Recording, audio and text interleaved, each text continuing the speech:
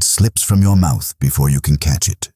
You nod, your face arranges itself into an agreeable smile, and you watch yourself agree to a demand you silently despise. The moment the interaction ends, a familiar, hollow dread settles in your chest.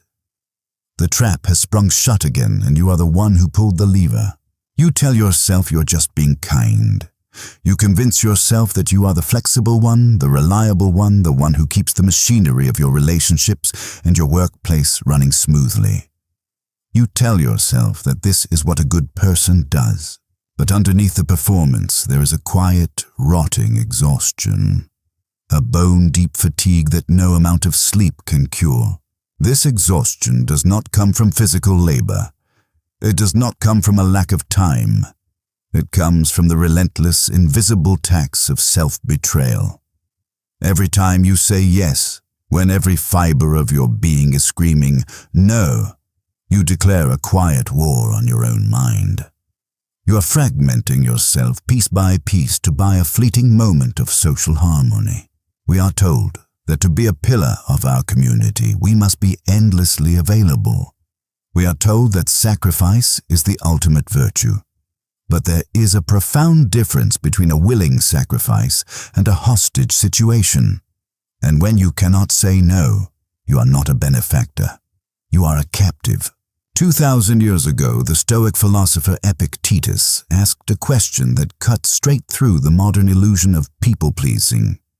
He noted that if someone were to hand over your physical body to a passerby on the street, you would be furious.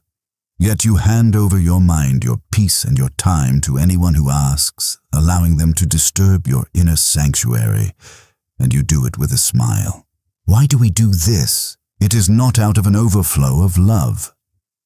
If we are honest, we must look at the uncomfortable psychology beneath the surface. We say yes because we are terrified of the space that opens up when we say no. We say yes because we cannot tolerate the temporary discomfort of another person's disappointment. We have turned our own minds into a public courtroom. We place our intrinsic worth on the witness stand, and we allow our colleagues, our families, and our acquaintances to act as the jury. We believe that if we just accommodate them enough, if we just contort ourselves into the exact shape they require, they will hand down a verdict of approval. We are buying insurance against rejection, and we are paying for it with our own lives. The Stoic concept of Autarkeia, true self-sufficiency, is not about living in a cave or rejecting human connection. It is the profound psychological realization that your inner fortress cannot be built on the shifting sands of other people's opinions. When your identity is tethered to being the helpful one, you lose your autonomy. You become an echo, merely reflecting the desires of whatever room you happen to walk into. When you agree to things you do not want to do, you are stepping onto a stage. You put on the mask of the accommodating friend or the tireless worker. But wearing a mask takes an immense amount of psychological calories. You are no longer interacting with reality. You are managing a perception. You are scanning the other person's face for micro-expressions of approval. You are analyzing your own tone of voice to ensure it sounds cheerful, enough willing enough, submissive enough. This theater of compliance is the root of your exhaustion. You are living in a state of hypervigilance, constantly anticipating the needs of others so you can preemptively neutralize any potential conflict. You think you are protecting the relationship, but you are actually replacing the relationship with a performance. Genuine connection requires two real people. When you are acting out of obligation, the real you isn't even in the room. You have sent a polite ghost in your place. We lie to ourselves about the cost of these forced agreements. We think, it's just an hour of my time, or it's easier to just do it than to argue. But every forced yes is a brick in an invisible architecture of resentment. Resentment is the emotional debt we collect when we fail to protect our own borders. When you give away your time and energy under duress, even if that duress is entirely self-imposed, you subconsciously expect a return on your investment. You expect gratitude. You expect them to recognize your sacrifice. You expect them to read your mind and eventually stop asking. But they do not. Because you have trained them that your time is free. The exhaustion you feel is the heavy, dragging weight of this unspoken ledger. You're secretly keeping score in a game the other person doesn't even know they are playing. You become bitter, not because they are demanding, but because you are complicit. The Stoic recognizes that you cannot control their audacity in asking, but you maintain absolute dominion over your response. To escape this trap, we must completely dismantle our definition of what it means to be strong. Modern culture sells us the fantasy of the alpha, the one who commands the room, sets aggressive boundaries, and forces everyone to respect their time. But true, quiet power is entirely different. It is not about controlling others. It is about releasing the need to control how they perceive you.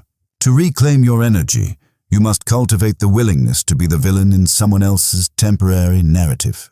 When you start saying no, the ecosystem around you will react. People will be surprised. Some may be offended. They may call you selfish. They may withdraw their warmth. They may misunderstand your intentions entirely.